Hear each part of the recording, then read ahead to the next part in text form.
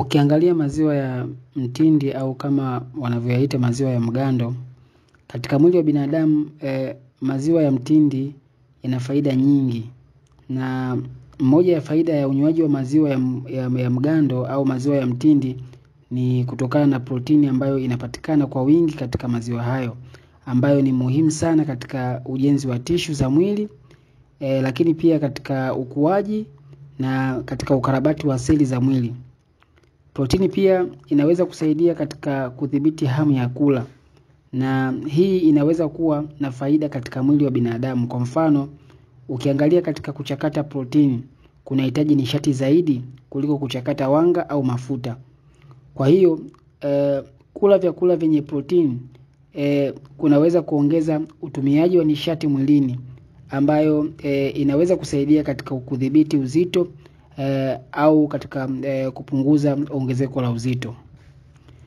Faida nyingine ya unywaji wa maziwa ya mtindi ni katika afya ya mfumo wa utumbo. Afya ya mfumo wa utumbo ni muhimu sana kwa afya ya mwili kiujumla. Ukiangalia utumbo wa binadamu una aina nyingi za bakteria, wengine wakiwa ni wazuri na bakteria wengine wakiwa ni tunasema bakteria wabaya. Maziwa ya mgando au mtindi yanaweza kuchangia katika kuboresha afya ya utumbo kutokana na uwepo wa bakteria wazuri wa utumbo kama vile Lactobacillus na Bifidobacterium. Bakteria hawa wazuri husaidia kuzuia ukuaji wa bakteria hatari na magonjwa ya utumbo na kuhakikisha kwamba utumbo unakuwa katika mazingira mazuri kwa ajili ya utendaji mzuri. Pia bakteria hawa wazuri, yani Lactobacillus na Bifidobacterium, huwa wanasaidia katika uzalishaji wa vitamins muhimu na enzymes katika utumbo. Sio hivyo tu, ukiangalia asilimia kubwa ya mfumo wa kinga ya mwili wa binadamu unapatikana katika mfumo wa utumbo. Lactobacillus na Bifidobacterium wanaweza kuimarisha mfumo wa kinga kwa kusaidia kuendeleza kutoa kinga dhidi ya maambukizi. Faida nyingine ya maziwa ya mgando ni katika utoaji wa virutubisho.